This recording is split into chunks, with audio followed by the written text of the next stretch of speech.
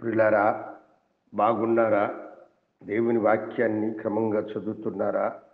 ప్రార్థించుతున్నారా? నేటి ధ్యాన వాక్యము కొరింథీయులకు రాసినటువంటి మొదటి పత్రిక 9వ అధ్యాయము 24వ వచనం. పందెపు రంగమందు పరిగెత్తు వారందరూ పరిగెత్తుదురు, కానీ ఒక్కడే బహుమానము పొందునని మీకు తెలియదా? అటువలే మీరు బహుమానము పొందునట్లుగా పరుగెత్తుడి.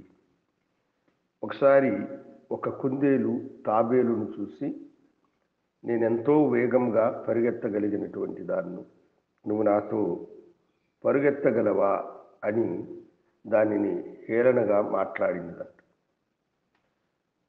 అయితే తాబేలుకు తన పరుగు ఎంత వేగవంతమైనదో తెలుసు కనుక అది మౌనముగా ఉన్నది. అయితే కుందేలు అనేక సార్లు దానిని హేళన చేయగా తాబేలు సరే, నేను పందానికి రెడీ అని కుందేలుతో అన్నదంట. నిర్ణయించబడిన రోజు అడవిలో ఉన్న జంతువులన్నీ కూడా ఆర్భాటముతో వాటిని ఉత్సాహపరుస్తూ ఉండగా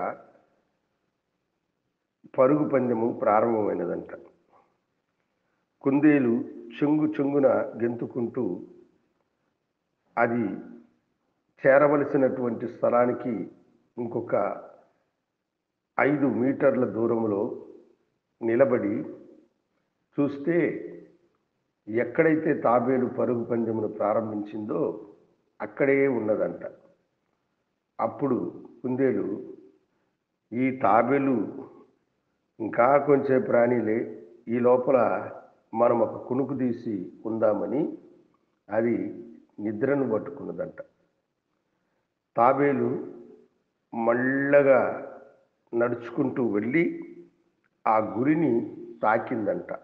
జంతువులన్నీ కూడా ఆర్భాటంతో కేకలేస్తూ చప్పట్లు కొట్టినప్పుడు కుందేలు ఉలిక్కిపడి చూస్తే, తాను చేరవలసిన గమ్యము చేరకుండా 5 మీటర్ల ముందుగానే అది నిద్రిస్తూ ఉన్నది. తాబేలైతే గమ్యము చేరి బహుమానము గెలుచుకున్నది.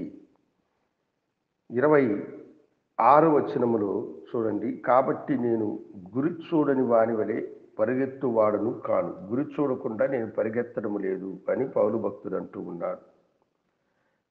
అనేకులు ఈ దినాల్లో చేసే పొరపాటు అది. మనసునందు గర్వించినటువంటి వారై తాము దేనినన్నా సాధించగలుగుతామన్నటువంటి తలగర్వముతో తమ కంటే బలహీనులైనటువంటి వారిని నీచముగా హేళనగా చూస్తూ ఉంటారు. యవన బిడ్డలు చదువులందు చేసే పొరపాటు కూడా అదే. ఎగ్జామ్స్ వస్తూ ఉన్నాయని తెలిసి కూడా ఎగ్జామ్కు ముందుగానే సిద్ధపడరు, కానీ అప్పటికి చదువుకోవచ్చులే అన్న నిర్లక్ష్యంతో కాలాన్ని వ్యయపరుస్తూ వ్యర్థపరుస్తూ ఆ రోజు చదువుకోవాలని ప్రయత్నించినప్పుడు దానికి అనుకూలమైన సమయము, వాతావరణము వారికి అనుకూలంగా లేనప్పుడు ఎన్నో ఇబ్బందులు పడి వారు చక్కగా చదువుకునే వారైనా జ్ఞానవంతులైన పరీక్షలను తప్పిపోతూ ఉంటారు. కనుక దేవుని బిడ్డలారా, గర్వపు హృదయమును విడిచిపెట్టినటువంటి వారై గురి యొద్దకే పరిగెత్తి బహుమానము పొందినట్లుగా ఉండాలి. విశ్వాస జీవితములో కూడా మనం గురి యొద్దకే పరిగెత్తు వారముగా ఉన్నప్పుడు దైవాశీర్వాదములను పొందుకుంటాం. మహాగణుడా, పరిశుద్ధుడా, నీకు వందనాలు చెల్లిస్తున్నాను. బిడ్డలను నీ దివ్యకరములకు సమర్పించుకుంటూ ఉన్నాను. వారిని అత్యధికంగా దీవించండి, ఆశీర్వదించండి. అప్పుల బాధల నుండి బిడ్డలను విడిపించండి. గర్భిణీ స్త్రీలకు సుఖప్రసవాన్ని అనుగ్రహించండి. వారు నివసించే చోటు, వారు వ్యాపారం చేసే స్థలము, వారి ఉద్యోగ స్థలములలో అత్యధికంగా బిడ్డలను దీవించండి. నాయన, చదువుకునే బిడ్డలకు మీరు తోడుగా ఉండి, వారు ప్రభా ఈ దినాల్లో ఏ కాలేజీ కొరకైతే ప్రయత్నం చేస్తున్నారు ఆ కాలేజీలో వారికి సీటు దొరికి వారి చదువులను చక్కగా బిడ్డలు సాగించి నిన్ను గణపరిచి మహింపరిచే భాగ్యము బిడ్డలకు అనుగ్రహించమని నీ దివ్యమైన కరములకు బిడ్డలను సమర్పించుకుంటూ ఈ మధ్యాహ్నం దీవులు తెలిపినందుకై యేసునామమున అడిగి వేడుకొంచున్నాము తండ్రి. ఆమెన్. శుభోదయం. ప్రభు మిమ్మల్ని దీవించునుగాక. ఆమెన్.